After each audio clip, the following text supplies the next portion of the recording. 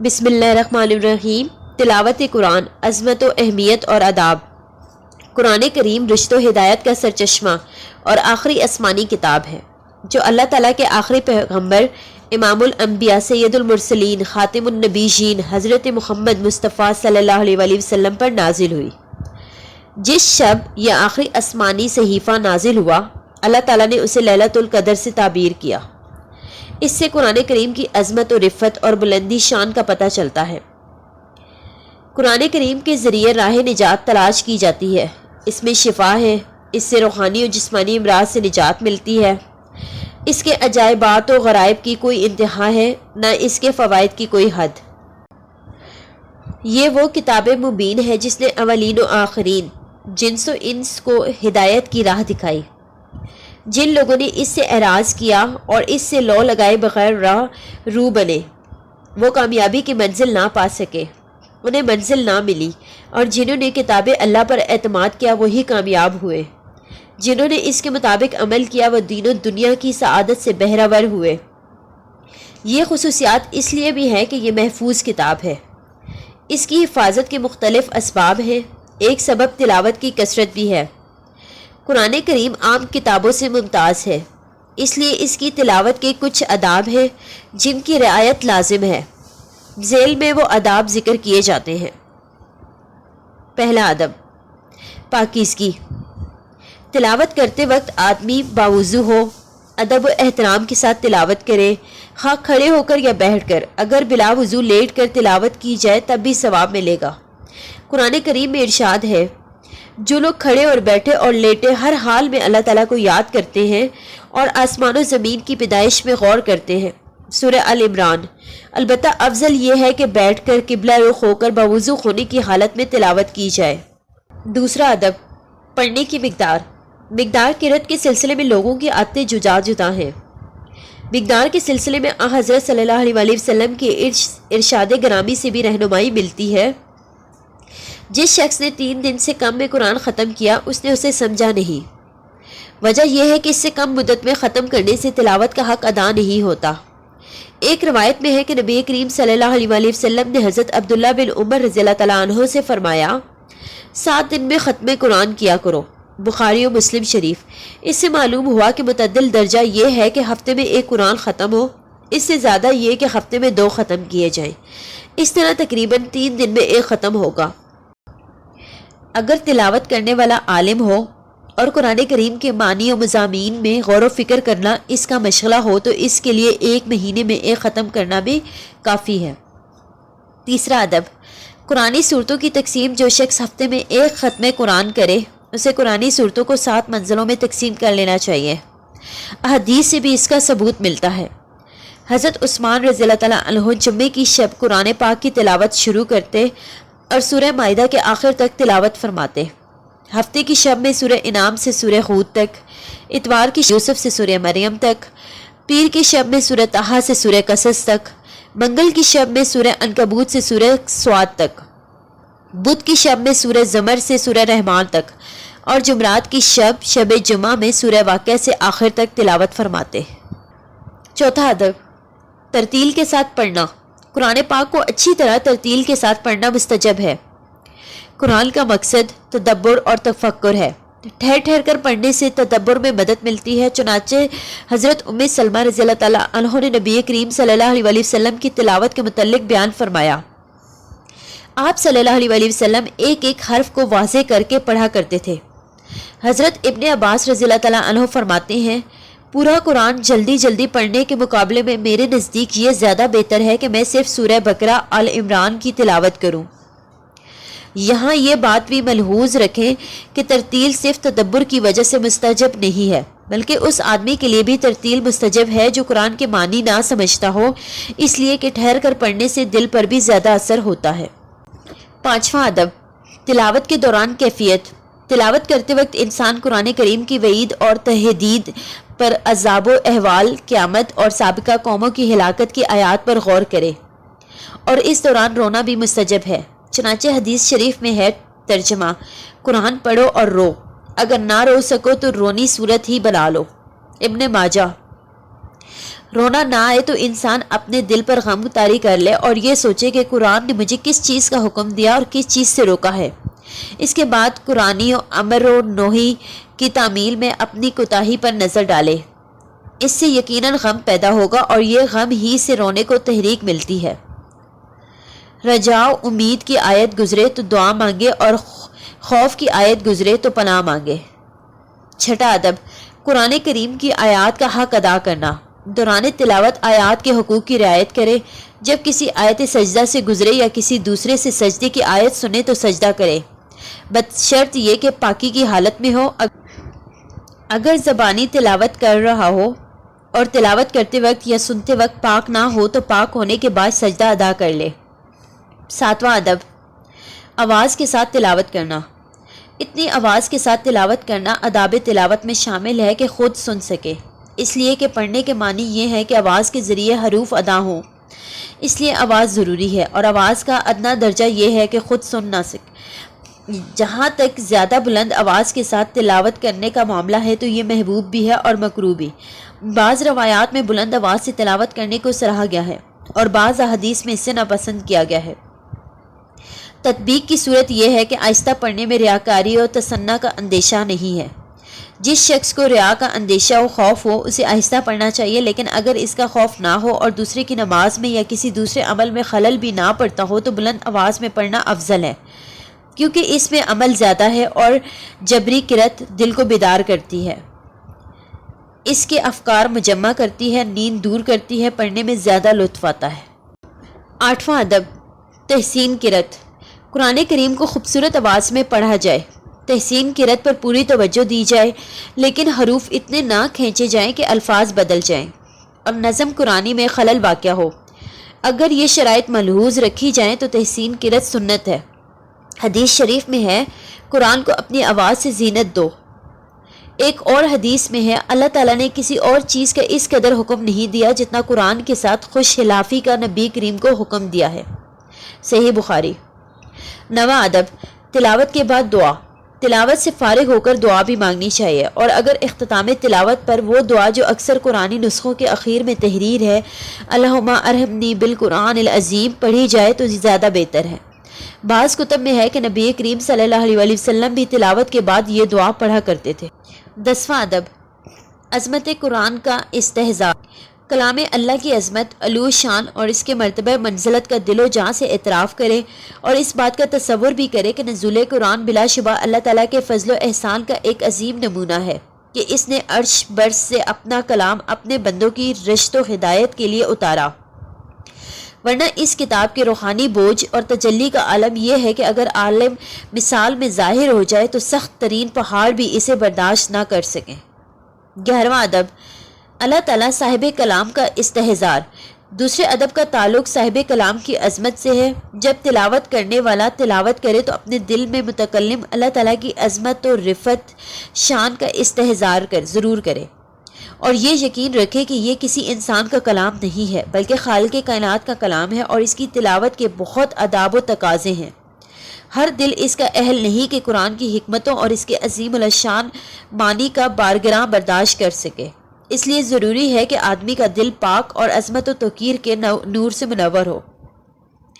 حضرت اکرمہ رضی اللہ تعالیٰ عنہ جب قرآن پاک کھولتے تو بے ہوش ہو جاتے اور فرماتے، یہ میرے رب کا کلام ہے، یہ میرے رب کا کلام ہے۔ 12واں ادب، قرآنی خطاب کو اپنے لیے خاص سمجھنا۔ ایک ادب یہ ہے کہ قرآن کریم کے ہر خطاب کو اپنے لیے خاص سمجھے۔ جب کوئی آیت نہیں یا آیت امر سامنے آئے تو یہ سوچے کہ مجھے ہی حکم دیا گیا ہے اور مجھے ہی منع کیا گیا ہے۔ وعدہ و وعید کی آیات تلاوت کرے تو انہیں اپنے حق میں فرض کرے۔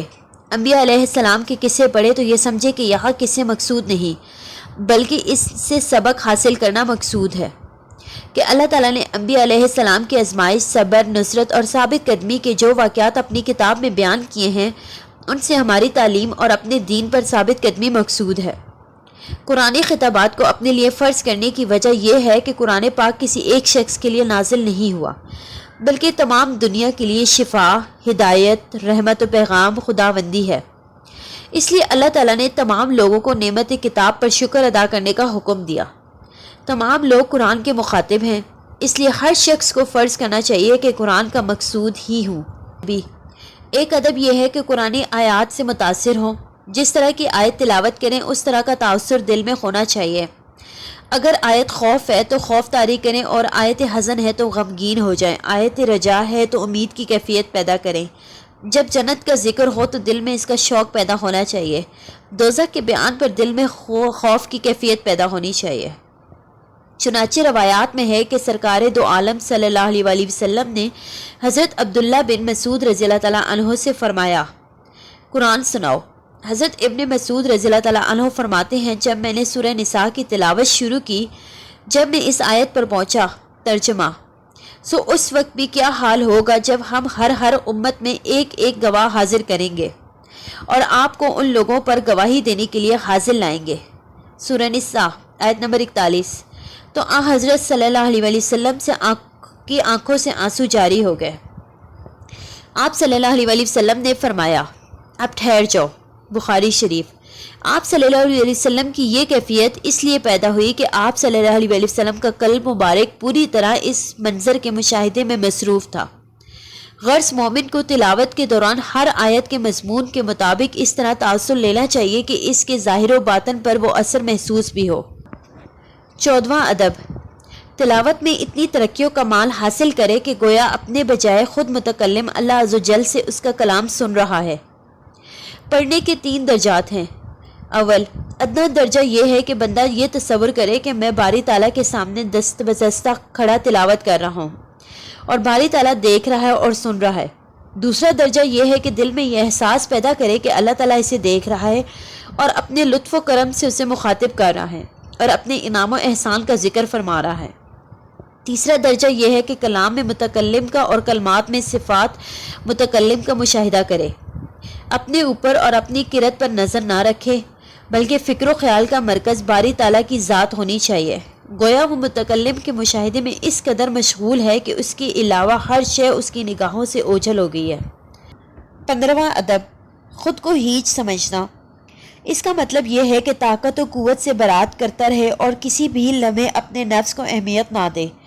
مثلا قرآن پاک کی وہ آیات پڑھے جن میں نیک بندوں کی مدح کی گئی ہے تو یہ خیال نہ ہو کہ میں بھی ان میں شامل ہوں، بلکہ یہ سمجھے کہ یہ درجہ تو بہت بلند ہے اور اونچے لوگوں کا ہے۔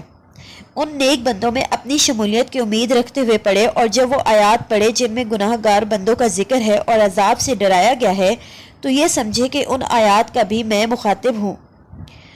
اس موقع پر اللہ کے غضب سے ڈرے اور فسق و فجور، کفر و شرک میں مبتلا ہونے سے اللہ کی پناہ مانگے۔ جو شخص دوران تلاوت اپنی کوتاہیوں پر نظر رکھے اور یہ خیال کرے کہ میں سر تپاؤں تقصیر میں ہوں تو اسے اللہ کا قرب نصیب ہوگا۔ جب قرب خداوندی نصیب ہو گیا تو گویا تلاوت کا مقصود بھی حاصل ہو گیا۔ احیاء علوم الدین امام غزالی رحمۃ اللہ علیہ۔ ماہ رمضان اور نزول قرآن۔ ارشاد باری تعالیٰ ہے، بے شک ہم نے اسے ایک مبارک رات میں اتارا کیونکہ ہمیں ہی خبردار کرنے والے ہیں۔ سورہ دخان۔ ایک اور جگہ آتا ہے، رمضان وہ مہینہ ہے جس میں قرآن نازل کیا گیا، جو انسانوں کے لیے ہدایت ہے اور ایسی واضح تعلیمات پر مشتمل ہے جو راہ راست دکھانے والی اور حق و باطل کا فرق کھول کر رکھ دینے والی ہے۔ سورہ بقرہ۔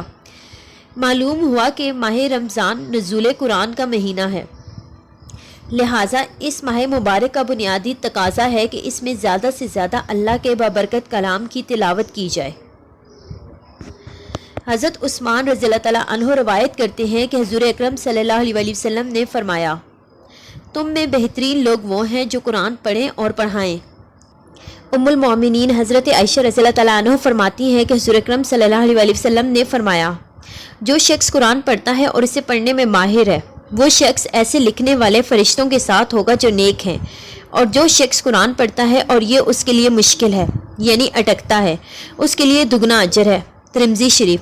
اس حدیث نبی صلی اللہ علیہ وآلہ وسلم میں تلاوت قرآن مجید کی فضیلت اجر کے حوالے سے بیان فرمائی گئی ہے کہ جو لوگ صاف لہجے میں تلاوت کرتے ہیں ان کا مقام بہت بلند ہے، اور جو لوگ تلاوت قرآن مجید میں اٹکتے اور صاف لہجے میں نہیں پڑھ سکتے اور پھر بھی کوشش کرتے ہیں کہ صحیح پڑھ لیں تو اللہ تعالیٰ کی طرف سے ان کے لیے 2 اجر ہیں۔ پہلا اجر تو تلاوت قرآن مجید کی وجہ سے ہے، اور دوسرا اجر باوجود ان کے محنت اور مشقت سے تلاوت کرنے پر ملتا ہے۔ حضرت عبداللہ ابن مسعود رضی اللہ تعالیٰ عنہ فرماتے ہیں حضور صلی اللہ علیہ وسلم نے فرمایا، جس نے قرآن کریم میں سے ایک حرف پڑھا اسے اس کے بدلے ایک نیکی دی جائے گی اور ہر نیکی کا ثواب 10 گنا ہے۔ میں یہ نہیں کہتا الف لام میم ایک حرف ہے، بلکہ الف ایک حرف ہے، لام بھی ایک حرف ہے اور میم بھی ایک حرف ہے۔ اللہ تعالیٰ تلاوت کرنے والے کو ہر حرف پر 10 نیکیوں کا اجر عطا فرماتا ہے۔ انسان اگر ایک لمحے کے لیے سوچے کہ ایک نیکی کرنا خود ایک فعل انجام دیتا ہے، مثلا راستہ چلتے درمیان میں کانٹا آ جائے یا بیچ راستے میں پتھر لکڑی وغیرہ پڑی ہو جس سے مسافروں کو تکلیف پہنچنے کا اندیشہ ہو، تو اسے ہٹا دینا چاہیے، اور یہ فعل ایک نیکی ہے۔ اب اس کے مقابلے میں تلاوت کے اجر کو دیکھیں تو صرف الف لام میم پڑھنے سے 30 نیکیاں نامہ اعمال میں جمع ہو جاتی ہیں۔ ایک تحقیق کے مطابق قرآن مجید میں حروف کی تعداد 3 لاکھ سے زیادہ ہے۔ اس طرح لاکھوں نیکیاں بندہ مومن کے نامہ اعمال میں جمع ہو جاتی ہیں۔ اگر ہر ماہ میں ایک قرآن مکمل ختم کیا جائے اور سال کے 12 مہینے قرآن پاک کی تلاوت جاری رہے تو 3,88,51,000 سے زیادہ نیکیاں ملتی ہیں۔ اگر اتنے ہی نیک کام کر کے اجر کے حصول کی کوشش کی جائے تو کتنی طویل عمر درکار ہوگی، لیکن اللہ تعالیٰ نے اپنے بندوں پر خاص عنایت فرمائی کہ انہیں تلاوت قرآن مجید کا اتنا عظیم الشان اجر عنایت فرمایا ہے۔ حضرت ابو ہریرہ رضی اللہ تعالیٰ عنہ فرماتے ہیں کہ رسول اللہ صلی اللہ علیہ وسلم نے فرمایا، قیامت کے دن صاحب قرآن آئے گا اور قرآن اپنے رب سے عرض کرے گا، یا اللہ اسے تاج پہنا، پھر اسے کرامت کا تاج پہنایا جائے گا۔ قرآن عرض کرے گا، یا اللہ اسے زیادہ دیجیے، چنانچہ اسے کرامت کا جوڑا بھی پہنایا جائے گا۔ پھر وہ قرآن عرض کرے گا، یا اللہ اس سے راضی ہو جا، تو اللہ تعالیٰ اس سے راضی ہو جائے گا۔ پھر اسے کہا جائے گا کہ پڑھتے جاؤ اور سیڑھیاں درجات چڑھتے جاؤ، اور ہر آیت کے بدلے ایک نیکی زیادہ کی جائے گی۔ ترمذی شریف۔ رمضان میں نبی اکرم صلی اللہ علیہ وسلم جبرائیل علیہ السلام کو قرآن سناتے۔ حضرت عبداللہ بن عمر رضی اللہ تعالیٰ بیان کرتے ہیں، رمضان میں ہر رات جبرائیل علیہ السلام آپ صلی اللہ علیہ وسلم سے ملاقات کرتے تھے، اور نبی اکرم صلی اللہ علیہ وسلم رمضان گزرنے تک انہیں قرآن سناتے۔ صحیح بخاری۔ ایک اور حدیث سے بھی پتہ چلتا ہے کہ آپ صلی اللہ علیہ وسلم ہر سال جبرائیل علیہ السلام کو ایک بار قرآن کا نازل شدہ حصہ سناتے، اور وفات سے پہلے آخری سال آپ صلی اللہ علیہ وسلم نے 2 بار سنایا۔ صحیح بخاری۔ اللہ تعالیٰ نے قرآن مجید پڑھنے والوں کو ایسی کامیاب تجارت کی خوشخبری دی ہے جس میں کسی قسم کا گھاٹا نہیں۔ فرمایا، وہ لوگ کتاب اللہ کی تلاوت کرتے اور نماز قائم کرتے ہیں، جو کچھ ہم نے انہیں رزق دیا ہے اس میں سے کھلے اور چھپے خرچ کرتے ہیں۔ یقیناً وہ ایک ایسی تجارت کی امید رکھتے ہیں جس میں ہرگز خسارہ نہ ہوگا۔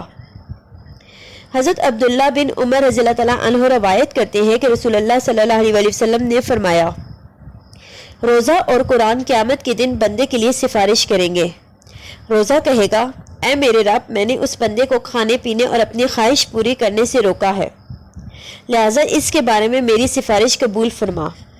قرآن کہے گا، اے میرے رب، میں نے اس بندے کو رات کو سونے سے روکے رکھا قیام کے لیے، لہٰذا اس کے بارے میں میری سفارش قبول فرما۔ چنانچہ دونوں کی سفارش قبول کی جائے گی۔ حضرت عبداللہ بن ابن عباس کی حدیث سے یہ بھی پتہ چلتا ہے کہ قرآن مجید میں بنسبت دن کے رات کو پڑھنا زیادہ افضل ہے، کیونکہ آپ صلی اللہ علیہ وسلم ہر رات جبرائیل علیہ السلام کو قرآن سناتے تھے۔ صحیح بخاری۔ حضرت عبداللہ بن عمرو بن عاص رضی اللہ تعالیٰ عنہ سے روایت ہے کہ نبی اکرم صلی اللہ علیہ وسلم نے فرمایا، صاحب قرآن سے روز قیامت کہا جائے گا، قرآن پڑھتا جا اور چڑھتا جا، اس طرح آہستہ آہستہ تلاوت کر جس طرح تو دنیا میں ترتیل سے پڑھتا تھا، پس تیرا مقام وہ ہوگا جہاں تیری آخری آیت کی تلاوت ختم ہوگی۔ ظاہر ہے ایسا وہی شخص کر سکتا ہے جس کے سینے میں قرآن محفوظ ہو۔ حضرت ابو ہریرہ رضی اللہ تعالیٰ عنہ کہتے ہیں کہ رسول اللہ صلی اللہ علیہ وسلم نے فرمایا، جو لوگ اللہ کے گھروں میں سے کسی گھر میں اکٹھے ہوں وہ اللہ کی کتاب پڑھیں اور اس کو پڑھائیں، ان پر اطمینان نازل ہوتا ہے، رحمت انہیں ڈھانپ لیتی ہے، فرشتے ان کے گرد گھیرا ڈال لیتے ہیں، اور اللہ تعالیٰ ان لوگوں کا ذکر ان فرشتوں سے کرتا ہے جو اس کے پاس موجود ہیں۔ صحیح مسلم۔ حضرت عبداللہ بن عباس رضی اللہ تعالیٰ عنہ سے مروی ہے کہ رسول اللہ صلی اللہ علیہ وآلہ وسلم خیر کی بخشش اور خلق خدا کی نفع رسانی میں اللہ کے سب بندوں سے فائق تھے، اور رمضان المبارک میں آپ صلی اللہ علیہ وآلہ وسلم کی یہ کریمانہ صفت اور زیادہ ترقی کر جاتی تھی۔ رمضان کی ہر رات میں جبرائیل علیہ السلام، امین علیہ السلام آپ سے ملتے تھے اور رسول صلی اللہ علیہ وآلہ وسلم کو قرآن مجید سناتے تھے۔ جبرائیل علیہ السلام آپ صلی اللہ علیہ وآلہ وسلم سے ملتے تو آپ صلی اللہ علیہ وآلہ وسلم کی اس کریمانہ نفع رسانی اور خیر کی بخشش میں اللہ کی بھیجی ہوئی ہواؤں سے بھی زیادہ تیزی آ جاتی اور زور پیدا ہو جاتا۔ یہ تمام احادیث نبی قرآن کریم کی حقانیت و صداقت پر روشن دلیل اور اس بات کا ثبوت ہے کہ کتاب مبین قرآن کریم اللہ کا عظیم کلام اور رسول اللہ صلی اللہ علیہ وآلہ وسلم کا سب سے عظیم معجزہ ہے۔ نزول قرآن اور لیلۃ القدر۔ رمضان المبارک میں ایک ایسی رات ہے جو 1000 مہینوں سے زیادہ افضل ہے۔ اس سے مراد لیلۃ القدر ہے، یعنی وہ رات جس میں قرآن مجید نازل ہوا، جیسا کہ خود قرآن مجید میں ارشاد باری تعالیٰ ہے، ہم نے اس قرآن کو شب قدر میں نازل کیا اور تم کیا جانو کہ شب قدر کیا ہے؟ شب قدر 1000 مہینوں سے زیادہ بہتر ہے۔ حقیقت یہ ہے کہ قرآن مجید کا نزول انسانیت کے لیے عظیم الشان خیر کی حیثیت رکھتا ہے، اور انسان کے لیے اس سے بڑی کوئی خیر نہیں ہو سکتی۔ اس لیے فرمایا گیا کہ وہ رات جس میں یہ قرآن نازل ہوا 1000 مہینوں سے زیادہ بہتر ہے۔ دوسرے لفظوں میں پوری انسانی تاریخ میں کبھی 1000 مہینوں میں بھی انسانیت کی بھلائی کے لیے وہ کام نہیں ہوا جو اس ایک رات میں ہوا۔ 1000 مہینوں کے لفظ کو گنتے ہوئے 1000 نہ سمجھنا چاہیے، بلکہ اس سے بہت بڑی کثرت مراد ہے۔ چنانچہ اس رات میں جو اپنی بھلائی کے لحاظ سے 1000 مہینوں سے بھی افضل ہے، جس آدمی نے اللہ تعالیٰ کی عبادت کی اور اس سے لو لگائی، اس نے بہت بڑی بھلائی حاصل کر لی، کیونکہ اس رات میں بندے کا اللہ کی طرف رجوع کرنا یعنی مانی تو رکھتا ہے کہ اسے اس رات کی اہمیت کا پورا احساس ہے، اور وہ یہ جانتا ہے کہ اس میں اللہ تعالیٰ نے بنی نوع انسان پر یہ کتنا بڑا احسان کیا ہے کہ اپنا کلام نازل فرمایا۔ اس لیے جس آدمی نے اس رات میں عبادت کا احترام کیا، گویا اس نے اللہ تعالیٰ کا شکر ادا کیا اور اپنے عمل سے یہ ثابت کیا کہ اس کے دل میں قرآن مجید کی صحیح قدر و قیمت کا احساس موجود ہے۔ لیلۃ القدر کی تلاش۔ اس مقام پر یہ بات سمجھ لینی چاہیے کہ لیلۃ القدر کے متعلق یہ وضاحت نہیں کی گئی کہ وہ کون سی رات ہے۔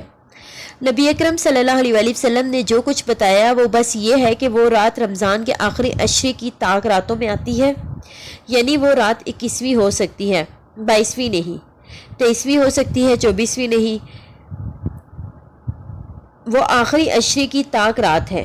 یہ فرمانے کے بعد اس بات کو بغیر تعین کے چھوڑ دیا گیا کہ وہ کون سی رات ہے۔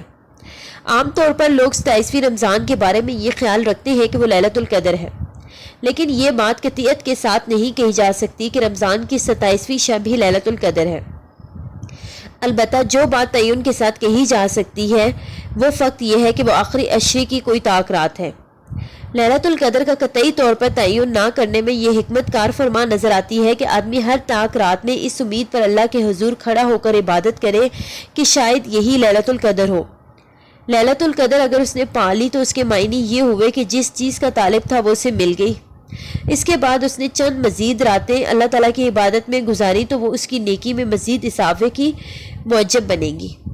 اس مقام پر ایک اور بات بھی ذہن نشین ہونی چاہیے کہ چونکہ ساری دنیا میں رمضان کی تاریخیں ایک نہیں ہوتی اور ان میں رد و بدل ہوتا رہتا ہے، اس لیے یہ بات یقین سے کہنا مشکل ہے کہ کس آدمی کو واقعی وہ اصل رات میسر آ گئی ہے۔ اس کے لیے ایک طالب صادق کو ہر رمضان میں اسے تلاش کرنا چاہیے۔ رمضان کا جو آخری عشرہ اعتکاف کے لیے مقرر کیا گیا ہے، اس میں ایک حکمت یہ بھی ہے کہ اعتکاف کا ثواب آدمی کو الگ ملے گا، اور چونکہ اعتکاف کی حالت میں اس کی تمام راتیں طاق عبادت میں گزریں گی، اس لیے اس بات کی توقع کی جا سکتی ہے کہ اسے ان میں کبھی نہ کبھی وہ رات بھی لازماً مل جائے گی۔ بعض لوگ اپنی جگہ لیلۃ القدر کی تلاش کے معنی یہ سمجھتے ہیں کہ رات کو باہر نکل کر یہ دیکھا جائے کہ فضا میں کوئی ایسی علامت پائی جاتی ہے جس سے یہ ظاہر ہو کہ یہ قدر کی رات ہے، فضا میں کوئی ایسا نور برس رہا ہے جس سے اس کا لیلۃ القدر ہونا ثابت ہو جائے، لیکن دراصل یہ طرز فکر مطابق حقیقت نہیں ہے۔ بے شک یہ نور برستا ہے، لیکن یہ نور تو پورے رمضان میں اور رمضان کی ہر رات میں برستا ہے۔ البتہ اس کے لیے وہ آنکھیں چاہیے جو اسے دیکھ سکے۔ یہ نور در حقیقت آپ کی عبادت کے اندر برستا ہے۔ یہ نور خدا کی رضا طلبی کے اندر آپ کے انعامات میں، بھلائیوں کے لیے آپ کے ذوق و شوق میں، اور عبادت کے لیے آپ کے خلوص و اہتمام میں، اور فی الجملہ آپ کے ایک فعل میں برستا ہے۔ نبی کریم صلی اللہ علیہ وآلہ وسلم نے فرمایا، جو اس رات کی بھلائی سے محروم رہا وہ بس محروم ہی رہ گیا۔ احمد نسائی۔ اس کا مطلب یہ ہے کہ اگر ایک شخص اس رات میں اللہ کی عبادت کے لیے کھڑا نہیں ہوتا تو گویا اسے قرآن مجید کی اس نعمت عظمیٰ کا احساس ہی نہیں ہے جو اس رات میں اللہ تعالیٰ نے اتاری تھی۔ اگر اسے اس بات کا احساس ہوتا تو وہ ضرور رات کے وقت عبادت کے لیے کھڑا ہوتا اور شکر ادا کرتا کہ اے اللہ، یہ تیرا احسان عظیم ہے کہ تو نے مجھے قرآن جیسی نعمت عطا فرمائی۔ بے شک یہ بھی تیرا احسان ہے کہ تو نے مجھے کھانے کے لیے غذا اور پہننے کے لیے لباس عنایت فرمایا، لیکن تیرا اصل احسان عظیم مجھ پر یہ ہے کہ تو نے مجھے ہدایت دی اور دین حق کی روشنی دکھائی، مجھے تاریکیوں میں بھٹکنے سے بچایا اور علم کی وہ شمع روشن عطا کی جس کی وجہ سے میں دنیا میں سیدھے رستے پر چل کر اس قابل ہوا کہ تیری خوشنودی حاصل کر سکوں۔ پس جس شخص کو اس نعمت کی قدر و قیمت کا احساس ہوگا وہ اس رات میں اللہ تعالیٰ کا شکر ادا کرنے کے لیے کھڑا ہوگا اور اس کی بھلائی لوٹ لے جائے گا، لیکن جو شخص اس رات میں ادائیگی شکر کے لیے اللہ کے حضور کھڑا نہیں ہوا وہ اس بھلائی سے محروم رہ گیا اور حقیقت میں ایک بہت بڑی بھلائی سے محروم رہ گیا۔ ایک مقام پر حضور اکرم صلی اللہ علیہ وآلہ وسلم نے یہ ارشاد فرمایا، رمضان کے آخری رات میں میری امت کی مغفرت ہو جاتی ہے۔ امت کی مغفرت ہو جانے کا یہ مطلب نہیں کہ ان لوگوں کی بھی مغفرت ہو جاتی ہے جو نہ روزے رکھیں اور نہ دوسرے احکام کی پیروی کریں، بلکہ یہ مغفرت امت کے ان لوگوں کی ہوتی ہے جو روزے رکھتے ہیں اور احکام خداوندی کی پیروی کرتے ہیں۔ اس زمانے میں یہ بات قابل تصور ہی نہیں تھی کہ کوئی شخص رسول اللہ صلی اللہ علیہ وسلم کی امت میں بھی ہو اور پھر روزہ نہ رکھے۔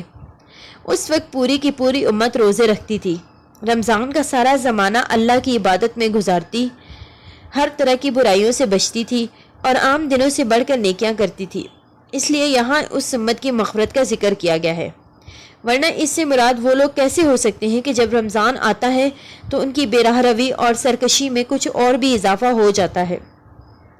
روزہ رکھنا تو ایک طرف رہا، الٹا برسر عام بے تکلفی سے کھاتے پیتے ہیں۔ رمضان کی آخری رات کو ایسے لوگوں کی مغفرت ہونے کا کیا سوال پیدا ہوتا ہے؟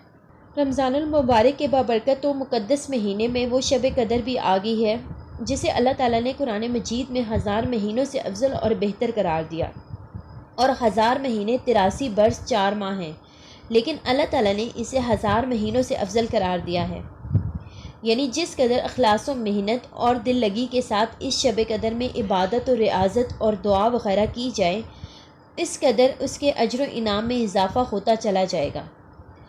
حضور صلی اللہ علیہ وآلہ وسلم نے شب قدر سے محروم رہنے والے شخص کو خیر سے محروم اور حقیقی محروم قرار دیا ہے۔ قرآن مجید میں سورہ قدر کے نام سے پوری ایک سورت ہے، اس کی عظمت میں نازل فرمائی، جس میں شب قدر کی خصوصیات ذکر کی گئی ہیں۔ اس رات میں جنت میں درخت لگائے گئے اور اس رات میں عبادت کا ثواب دوسرے اوقاف کی عبادت سے کہیں زیادہ ہوتا ہے، اور یہی وہ مقدس رات ہے جس میں بندے کی زبان و قلب سے نکلی ہوئی دعا اللہ رب العزت کی بارگاہ میں قبولیت سے نوازی جاتی ہے۔ اسی مقدس رات میں اللہ رب العزت کی رحمت خاص کی تجلی آسمان دنیا پر غروب آفتاب کے وقت سے صبح صادق تک ہوتی ہے۔ بعض روایات کے مطابق اسی رات شب قدر کو حضرت عیسیٰ علیہ السلام آسمان پر اٹھائے گئے اور اسی رات میں بنی اسرائیل کی توبہ قبول ہوئی۔ مفسرین نے قرآن مجید میں اس رات کا نام لیلۃ القدر رکھنے کی مختلف وجوہات بتائی ہیں۔ ایک وجہ یہ ہے کہ لیلۃ القدر میں جو لفظ قدر ہے اس کا معنی تقدیر و حکم کے ہیں، چونکہ اس رات میں تمام مخلوقات کے لیے جو کچھ تقدیر ازلی میں لکھا ہے اس کا جو حصہ اس سال رمضان سے اگلے رمضان تک پیش آنے والا ہے وہ ان فرشتوں کے حوالے کر دیا جاتا ہے جو کائنات کا تدبیر اور تنفیذ امور کے لیے مامور ہیں، اس لیے اس کا نام لیلۃ القدر رکھا گیا۔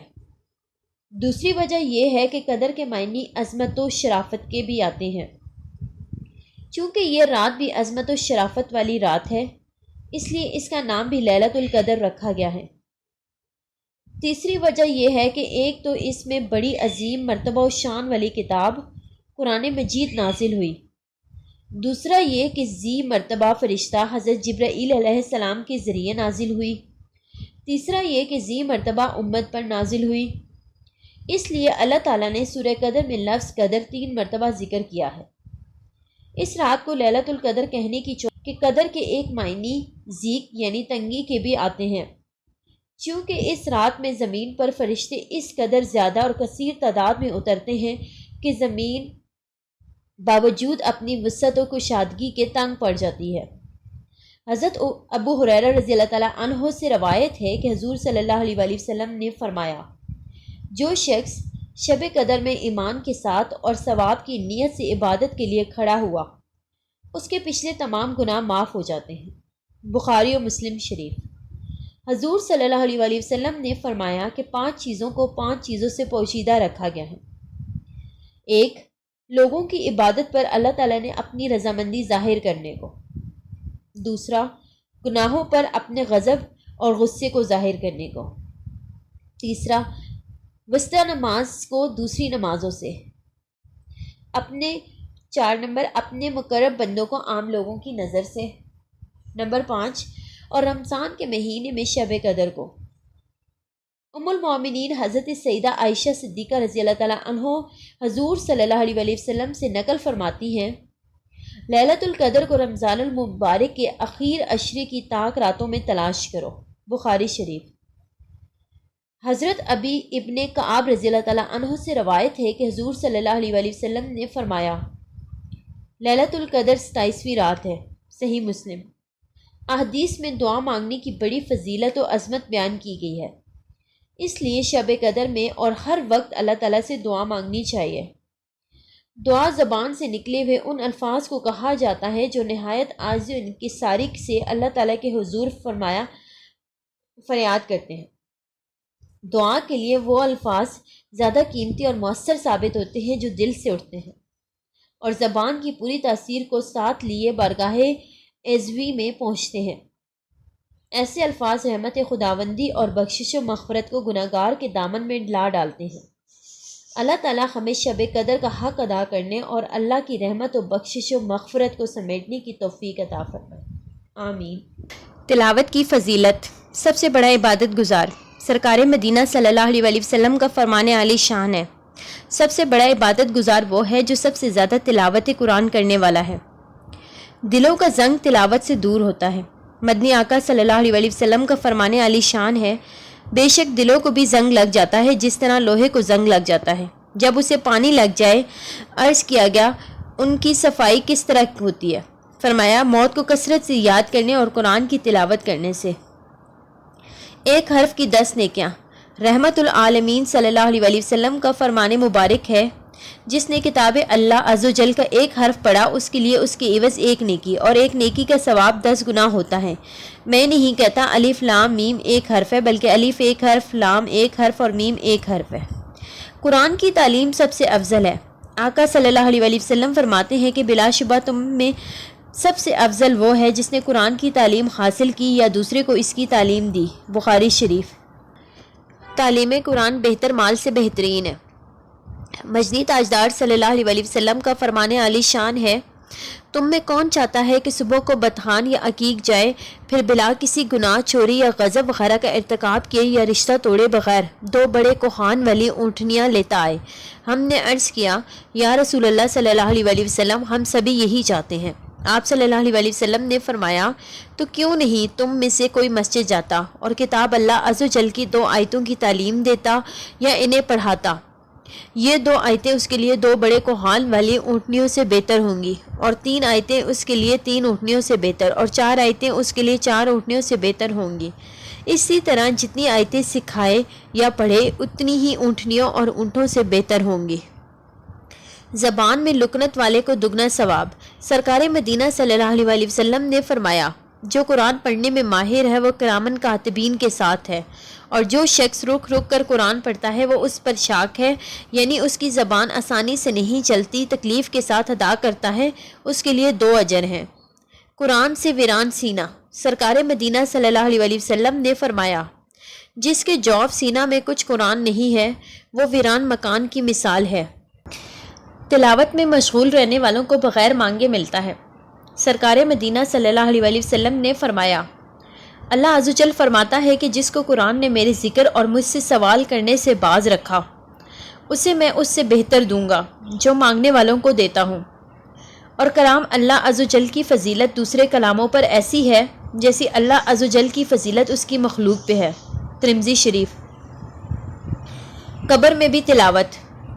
عیسیٰ بن محمد علیہ رحمۃ اللہ کہتے ہیں کہ میں نے ایک روز ابو بکر بن مجاہد علیہ رحمت کو ان کے انتقال کے بعد خواب میں دیکھا کہ وہ قرآن پڑھ رہے ہیں۔ میں نے کہا، آپ تو انتقال فرما چکے ہیں، کیسے پڑھ رہے ہیں؟ تو انہوں نے فرمایا کہ میں ہر نماز کے بعد اور ختم قرآن کے بعد دعا کرتا تھا، اے اللہ عز و جل تو مجھے قبر میں تلاوت کرنے کی توفیق دینا، اس لیے میں قرآن پڑھتا ہوں۔ 10 رشتہ داروں کی شفاعت۔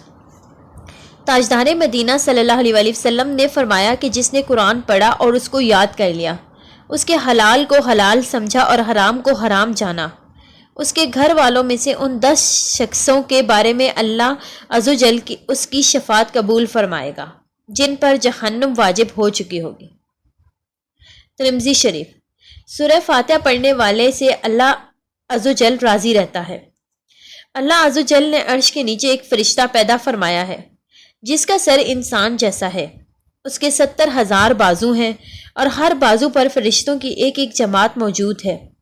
اس کے دائیں رخسار پر سورہ اخلاص اور بائیں پر اشہد ان لا الہ الا اللہ اور پیشانی پر سورہ فاتحہ لکھی ہوئی ہے۔ اس کے سامنے فرشتوں کی 70,000 صفیں موجود ہیں جو ہر وقت سورہ فاتحہ کا ورد کرتی رہتی ہیں، اور جب یہ ایاک نعبد و ایاک نستعین پڑھتے ہیں تو سجدے میں چلے جاتے ہیں۔ اللہ عز و جل ان سے فرماتا ہے، اے فرشتوں اپنے سر اٹھاؤ، میں تم سب سے خوش ہوں۔ فرشتے یہ سن کر اللہ عز و جل سے عرض کرتے ہیں کہ اے مولا کریم، امت محمدی صلی اللہ علیہ وسلم میں سے جو کوئی سورہ فاتحہ پڑھے تو اس سے بھی راضی رہنا۔ اللہ عز و جل فرماتا ہے، اے فرشتوں گواہ ہو جاؤ، میں ان سے بھی راضی رہوں گا۔ چند منٹ میں 10 قرآن کا ثواب۔ سرکار مدینہ صلی اللہ علیہ وسلم فرماتے ہیں، ہر چیز کے لیے دل ہے اور قرآن کا دل سورہ یاسین ہے۔ جس نے یاسین پڑھی اللہ عز و جل اس کے لیے 10 بار قرآن پڑھنے کا ثواب لکھے گا۔ ترمذی شریف۔ سابقہ گناہ معاف۔ تاجدار مدینہ صلی اللہ علیہ وسلم نے ارشاد فرمایا، جو شخص اللہ عز و جل کی رضا کے لیے یاسین پڑھے گا اس کے سابقہ گناہوں کی مغفرت ہو جائے گی، لہٰذا اس کو اپنے مردوں کے پاس پڑھو۔ خوفناک سیاہ کتا۔ حضرت علامہ یافی رحمۃ اللہ علیہ فرماتے ہیں، ملک یمن میں نے بعض صالحین سے سنا ہے کہ ایک میت کو جب دفن کر کے لوگ واپس آنے لگے تو قبر میں سے ایک گرجدار دھماکے کی آواز آئی اور اس قبر میں سے ایک کالا کتا نکل کر بھاگا۔ ایک نیک آدمی جو وہیں موجود تھے انہوں نے اس کتے سے کہا، تیرا ناس ہو، تو کون بلا ہے؟ وہ بولا، میں اس میت کا برا عمل ہوں۔ انہوں نے پوچھا، یہ جو آواز آئی تھی چوٹ تیرے لگی تھی یا میت کے؟ کہا، میرے ہی لگی تھی۔ وجہ اس کی یہ ہوئی کہ اس کے پاس سورہ یاسین وغیرہ جن کا یہ شخص ورد کیا کرتا تھا آ گئی اور مجھے اس کے پاس تک نہ جانے دیا اور مار کر نکال دیا۔ پر اسرار چور۔ حضرت ابو ہریرہ رضی اللہ تعالیٰ عنہ سے مروی ہے، کہتے ہیں حضور تاجدار مدینہ صلی اللہ علیہ وسلم نے زکوٰۃ رمضان یعنی صدقہ فطر کی حفاظت میرے سپرد فرمائی۔ ایک آنے والا آیا اور غلہ بھرنے لگا، میں نے اسے پکڑ لیا اور کہا، تجھے حضور صلی اللہ علیہ وسلم کی خدمت میں پیش کروں گا۔ کہنے لگا، میں محتاج عیالدار ہوں، حاجت مند ہوں۔ میں نے اسے چھوڑ دیا۔ جب صبح ہوئی تو حضور صلی اللہ علیہ وسلم نے فرمایا، تمہارا رات کا قیدی کیا ہوا؟ میں نے عرض کیا، یا رسول اللہ صلی اللہ علیہ وسلم، اس نے شدید حاجت اور عیال کی شکایت کی، مجھے رحم آیا تو اسے چھوڑ دیا۔ ارشاد فرمایا، اس نے تم سے جھوٹ بولا اور وہ پھر آئے گا۔ میں نے سمجھ لیا کہ وہ ضرور آئے گا، کیونکہ حضور صلی اللہ علیہ وسلم نے فرمایا ہے۔ اس کے انتظار میں تھا کہ وہ آیا اور غلہ بھرنے لگا۔ میں نے اسے پکڑ لیا اور کہا، تجھے رسول صلی اللہ علیہ وسلم کے سامنے پیش کروں گا۔ اس نے کہا، مجھے چھوڑ دو، میں محتاج ہوں اور عیالدار ہوں، اب نہیں آؤں گا۔ مجھے پھر رحم آ گیا اور اسے چھوڑ دیا۔ صبح ہوئی تو حضور صلی اللہ علیہ وسلم نے فرمایا، اے ابو ہریرہ، تمہارا قیدی کیا ہوا؟ میں نے عرض کیا، اس نے حاجت شدیدہ اور عیالداری کی شکایت کی، مجھے پھر رحم آ گیا اور چھوڑ دیا۔ حضور صلی اللہ علیہ وسلم نے فرمایا، اس نے تم سے جھوٹ بولا اور پھر آئے گا۔ میں اس کے انتظار میں تھا کہ وہ آیا اور پھر غلہ بھرنے لگا۔ میں نے اسے پکڑ لیا اور کہا، تجھے سرکار صلی اللہ علیہ وسلم کے سامنے پیش کروں گا۔ 3 مرتبہ ہو چکا، تو ہر بار کہتا ہے نہیں آؤں گا، پھر آ جاتا ہے۔ اس نے کہا، مجھے چھوڑ دو، میں تم کو ایسے کلمات سکھاتا ہوں کہ اللہ تعالیٰ عز و جل تمہیں ان سے نفع دے گا۔ جب تم بچھونے پر جاؤ تو آیت الکرسی، اللہ لا الہ الا هو الحی القیوم آخر آیت تک پڑھ لو۔ صبح تک اللہ تعالیٰ عز و جل کی طرف سے تم پر نگہبان ہوگا اور شیطان تمہارے قریب نہیں آئے گا۔ میں نے اسے چھوڑ دیا۔ جب صبح ہوئی، سرکار صلی اللہ علیہ وسلم نے فرمایا، تمہارا قیدی کیا ہوا؟ میں نے عرض کیا۔ اس نے کہا، چند کلمات تمہیں سکھاتا ہوں اور اللہ تعالیٰ عز و جل تمہیں ان سے نفع دے گا۔ سرکار مدینہ صلی اللہ علیہ وسلم نے فرمایا، یہ بات اس نے سچ کہی، ویسے وہ بڑا جھوٹا ہے۔ کیا تمہیں معلوم ہے 3 راتوں سے تمہارا مخاطب کون ہے؟ میں نے عرض کیا کہ نہیں۔ سرکار مدینہ صلی اللہ علیہ وسلم نے فرمایا، وہ شیطان ہے۔ صحیح بخاری۔ شفاعت کرنے والی صورت۔ سرکار مدینہ صلی اللہ علیہ وسلم نے فرمایا، قرآن کریم میں 30 آیت کی ایک صورت ہے جو آدمی کے لیے شفاعت کرے گی یہاں تک کہ اس کی مغفرت ہو جائے گی۔ وہ تبارک الذی بیدہ الملک ہے۔ ترمذی شریف۔ عذاب قبر سے محفوظ رہنے کا آسان عمل۔ حضرت ابن مسعود رضی اللہ تعالیٰ عنہ سے روایت ہے کہ جس نے سورۃ تبارک ہر رات پڑھی، خدا اسے عذاب قبر سے محفوظ رکھے گا۔ اور ہم ہر اس سورت کو سرکار مدینہ صلی اللہ علیہ وسلم کے عہد مبارک میں معنی کہتے تھے۔ 1000 آیتوں کا ثواب۔ سرکار مدینہ صلی اللہ علیہ وسلم نے ارشاد فرمایا، کیا تم اس کی استطاعت نہیں رکھتے کہ ہر روز 1000 آیتیں پڑھا کرو؟ لوگوں نے عرض کی، کون اس کی استطاعت رکھتا ہے؟ فرمایا، کیا اس کی استطاعت نہیں کہ الحاقم التکاثر پڑھ لیا کرو؟ یعنی جو سورہ تکاثر ایک بار پڑھے اسے 1000 آیتوں کا ثواب ملتا ہے۔ تہائی قرآن کا ثواب۔ تاجدار مدینہ صلی اللہ علیہ وسلم نے فرمایا، کیا تم اس سے عاجز ہو کہ رات میں تہائی قرآن پڑھ لیا کرو؟ لوگوں نے عرض کی کہ تہائی قرآن کیوں کر کوئی پڑھ لے گا؟ فرمایا، قل واللہ احد پوری سورت تہائی قرآن کے برابر ہے۔ بخاری و مسلم شریف۔ آدھے قرآن کا ثواب۔ سرکار مدینہ صلی اللہ علیہ وسلم نے فرمایا، اذا زلزلت پوری سورہ آدھے قرآن کے برابر ہے، اور قل واللہ احد تہائی قرآن کے برابر ہے، اور قل یا ایھا الکافرون چوتھائی کے برابر ہے۔ ترمذی شریف۔ جنازے میں شریک ہونے والوں کی بھی بخشش کی بشارت۔ سرکار مدینہ صلی اللہ علیہ وسلم مسجد نبوی شریف کے دروازے پر جلوہ افروز تھے۔ ایک شخص کا جنازہ آیا۔ سرکار مدینہ صلی اللہ علیہ وسلم نے فرمایا، کیا اس پر قرض ہے؟ لوگوں نے عرض کیا، اس پر 4 درہم قرض ہیں۔ سرکار مدینہ صلی اللہ علیہ وسلم نے فرمایا، تم لوگ ہی اس کی نماز جنازہ پڑھو۔ جس کے اوپر 4 درہم کا قرض ہو اور ادا کیے بغیر ہی مر گیا ہو، میں اس کی نماز جنازہ نہیں پڑھوں گا۔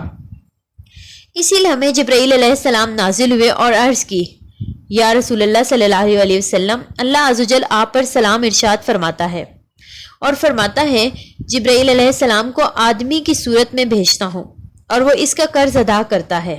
آپ اٹھیے اور اس کی نماز جنازہ پڑھیے، کیونکہ وہ مغفور بخشا ہوا ہے۔ اور اللہ عز و جل فرماتا ہے، جو اس کی نماز جنازہ میں شریک ہوگا اللہ تعالیٰ اسے بھی بخش دے گا۔ نبی کریم صلی اللہ علیہ وسلم نے فرمایا، اے بھائی جبرائیل علیہ السلام، اس شخص کی یہ عزت و کرامت کس کی بدولت حاصل ہوئی؟ جبرائیل علیہ السلام نے عرض کیا، یہ شخص روزانہ 100 مرتبہ قل واللہ احد آخر سورہ تک پڑھتا تھا، جس میں اللہ تعالیٰ کی صفات کا بیان ہے اور اس کی ثنا و تعریف ہے، اور کہا، جس نے تمام عمر میں ایک مرتبہ اس سورہ کو خلوص کے ساتھ پڑھا وہ دنیا سے نہ جائے گا جب تک جنت میں گھر نہ دیکھ لے۔ خصوصاً جس نے روزانہ کی 5 نمازوں میں بار بار اسے پڑھا تو روز قیامت اس کے لیے اور اس کے تمام ان اقربا کے لیے جن پر جہنم واجب ہو چکا ہے یہ سورہ شفاعت کرے گی۔ سورہ اخلاص کے ثواب کی عجیب حکایت۔ قاضی ابو بکر بن عبد الباقی انصاری نے سلمہ بن عبید سے روایت کی، وہ کہتے ہیں کہ حماد مکی نے بتایا کہ ایک رات میں مکہ مکرمہ کے قبرستان کی طرف چلا گیا اور ایک قبر کے قریب سو گیا تو دیکھا کہ قبروں والے حلقہ در حلقہ کھڑے ہیں۔ میں نے ان سے دریافت کیا کہ کیا قیامت قائم ہو گئی؟ انہوں نے کہا نہیں، بلکہ ہمارے ایک بھائی نے سورہ اخلاص پڑھ کر ہم کو ثواب پہنچایا تو وہ ثواب ہم 1 سال سے تقسیم کر رہے ہیں۔ 50 برس کے گناہ معاف۔ سرکار مدینہ صلی اللہ علیہ وآلہ وسلم نے فرمایا جو ایک دن میں 200 مرتبہ قل واللہ خط پڑھے گا اس کے 50 برس کے گناہ مٹا دیے جائیں گے مگر یہ کہ اس پر قرض ہو۔ ترمذی شریف۔ یعنی قرضہ معاف نہ ہوگا، ہاں اگر قرض خواہ معاف کر دے تو دوسری بات ہے۔ قل واللہ شریف پڑھنے والے پر جنت واجب ہو گئی۔ تاجدار مدینہ صلی اللہ علیہ وآلہ وسلم نے ایک شخص کو قل واللہ خط پڑھتے سنا، فرمایا کہ جنت واجب ہو گئی۔ ترمذی شریف۔ رحمت الہی کا خزانہ۔ کسی نے پوچھا یا رسول اللہ صلی اللہ علیہ وآلہ وسلم سب سے بڑی سورت کون سی ہے؟ فرمایا قل واللہ خط۔ اس نے عرض کی قرآن میں سب سے بڑی آیت کون سی ہے؟ فرمایا آیت الکرسی۔ اللہ لا الہ الا هو الحی القیوم۔ اس نے کہا یا رسول اللہ صلی اللہ علیہ وآلہ وسلم کون سی آیت آپ کو اور آپ کی امت کو پہنچنا محبوب ہے؟ فرمایا سورہ بقرہ کے خاتمے کی آیت کہ وہ رحمت الہی عز و جل کے خزانے سے عرش الہی کے نیچے سے ہے۔ اللہ عز و جل نے وہ آیت اس امت کو دی، دنیا و آخرت کی کوئی خیر نہیں مگر یہ اس پر مشتمل ہے۔ شیطان سے محفوظ رہنے کا عمل۔ سرکار مدینہ صلی اللہ علیہ وآلہ وسلم نے فرمایا جس نے قل واللہ خط پوری سورت کو نماز فجر کے بعد 10 مرتبہ پڑھا تو اس دن میں اسے کوئی گناہ نہ پہنچے گا اگرچہ شیطان کتنی ہی کوشش کرے۔ 100 شہیدوں کا ثواب۔ تاجدار مدینہ صلی اللہ علیہ وآلہ وسلم نے فرمایا جس نے سورہ اخلاص کو 1 مرتبہ پڑھا اسے 100 شہیدوں کا ثواب ملے گا۔ سرکار مدینہ صلی اللہ علیہ وآلہ وسلم نے فرمایا جس نے قل واللہ خط کو 1 مرتبہ پڑھا گویا اس نے 1/3 قرآن پڑھا، اور جس نے 2 مرتبہ پڑھا گویا اس نے 2/3 پڑھا، اور جس نے 3 مرتبہ پڑھا گویا اس نے پورا قرآن پڑھا۔ جس نے 11 مرتبہ پڑھا اللہ تعالیٰ اس کے لیے جنت میں سرخ یاقوت کا گھر بنائے گا۔ 70,000 فرشتے مغفرت کی دعا کریں گے۔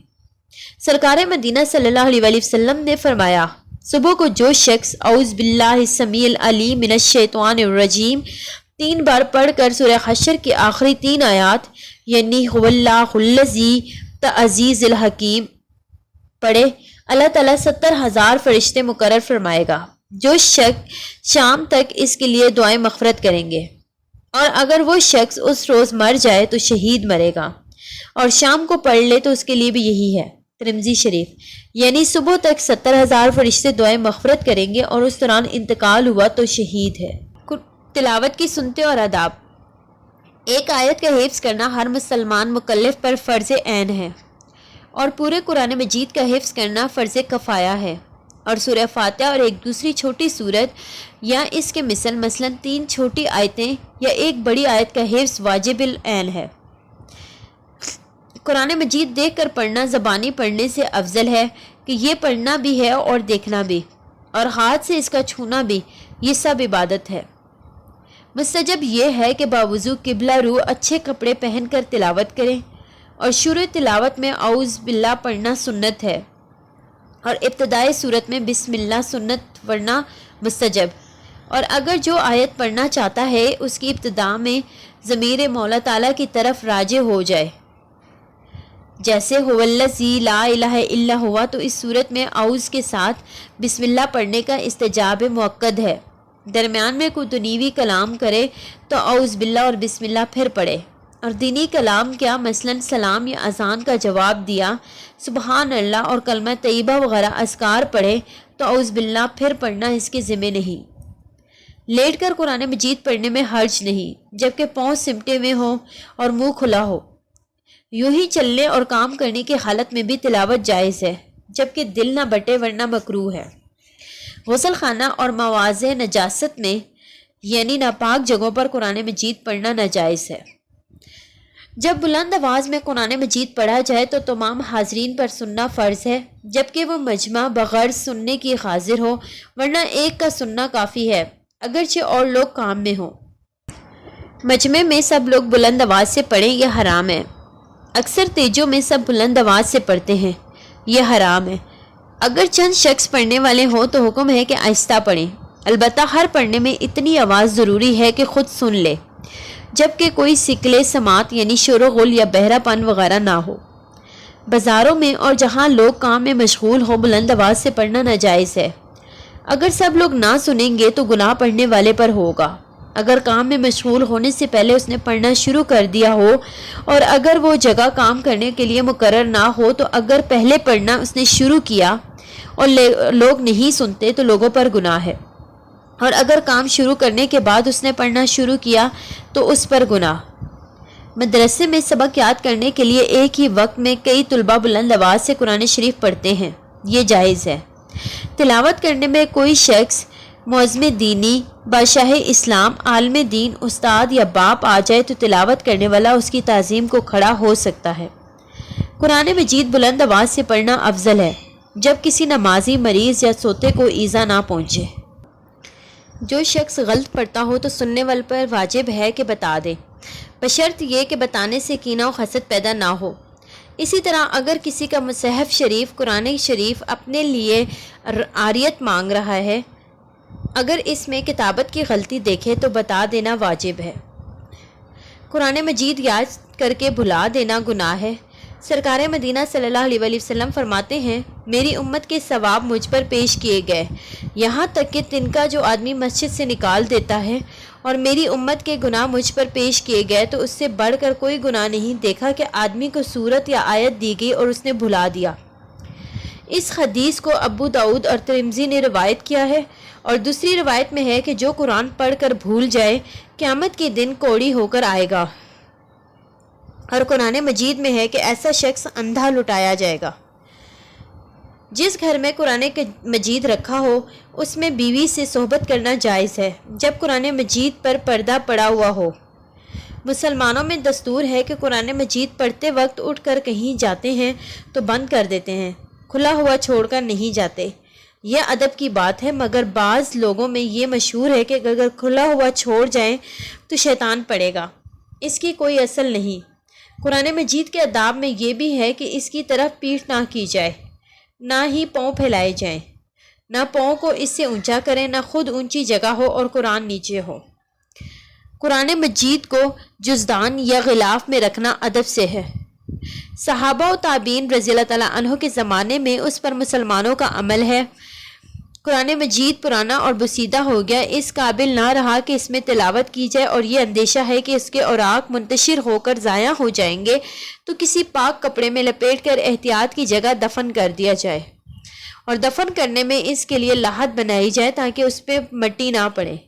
مصحف شریف، قرآن شریف بسیدہ ہو جائے تو اسے جلایا نہ جائے۔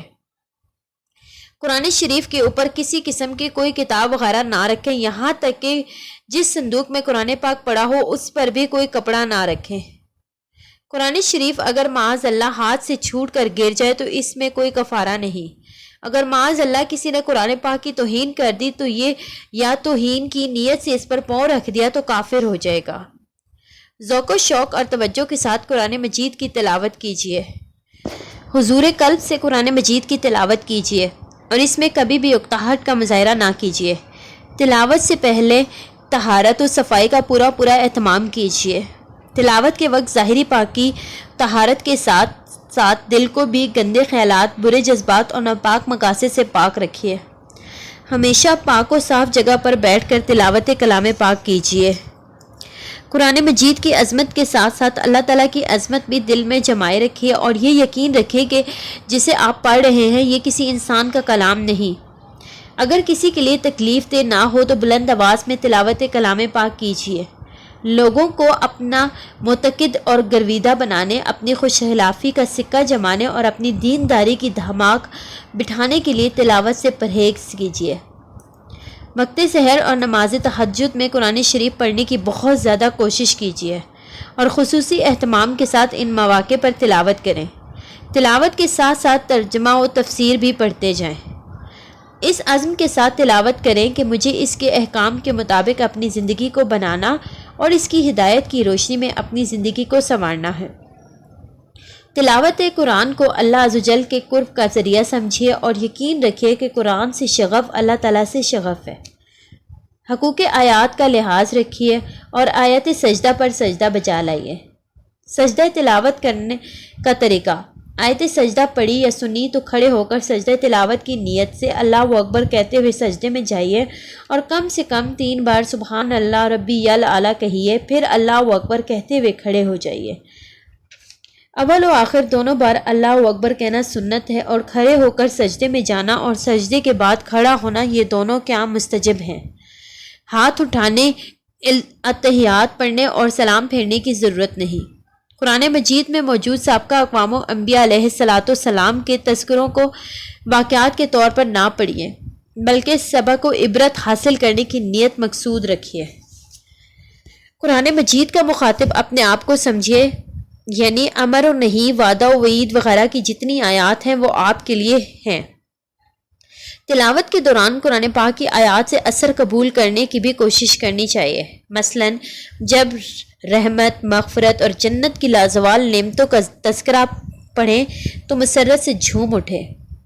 جب خدا عز و جل کے غیظ و غضب اور جہنم کی ہولناکیوں کا تذکرہ پڑھیں تو بدن کانپنے لگے، آنکھیں بے اختیار بہہ پڑیں اور دل توبہ و ندامت کی کیفیت سے رونے لگے اور اللہ عز و جل سے پناہ مانگنے لگے۔ جب صالحین کی کامرانیوں کا ذکر پڑھیں تو چہرہ خوشی سے دمکنے لگے۔ جب قوموں کی تباہی کا حال پڑھیں تو چہرہ غم سے نڈھال نظر آئے۔ جب وعید و خوف کی آیات پڑھیں تو جسم لرزنے لگے۔ بشارت کے آیات پڑھ کر روح شکر کے جذبات سے سرشار ہو جائے۔ آیات تسبیح آئے تو تسبیح و تکبیر کہیے۔ آیت استغفار آئے تو استغفار کریں۔ جب امید و توقع کی آیات آئیں تو اللہ عز و جل کے حضور دستے دعا دراز کر کے دعا مانگے۔ قرآن کو سمجھنے کے لیے صرف اپنی فہم و دانش پر بھروسہ کرنے کے بجائے اللہ تعالیٰ کی توفیق و تائید پر اعتماد کرنا چاہیے اور ہمیشہ اس کی رہنمائی اور دستگیری کے لیے التجا کرتے رہیں۔ تلاوت کے ساتھ ساتھ علوم قرآنیہ پر خود بھی دسترس اور مہارت پیدا کرنے کی کوشش کرنی ہے اور دوسروں کو بھی اس کی ترغیب دیں۔ تلاوت قرآن مجید کا معاوضہ لینے اور دینے کا تو خیال بھی اپنے دل میں نہ پیدا ہو۔ جتنے دنوں میں قرآن شریف ختم کرنا مقصود ہو اس حساب سے قرآن کو منزلوں اور حصوں میں تقسیم کر کے تلاوت کریں۔ تلاوت قرآن مجید سے فارغ ہونے کے بعد اپنی غلطیوں اور کوتاہیوں اور بے عملیوں پر کثرت سے استغفار کریں۔ تلاوت کے بعد خصوصی دعا بھی فرمائیں: اے ہمارے پیارے اللہ عز و جل، ہمیں قرآن عظیم کی تلاوت کرنے اور اس پر عمل کرنے کی توفیق عطا فرما۔ آمین ثم آمین۔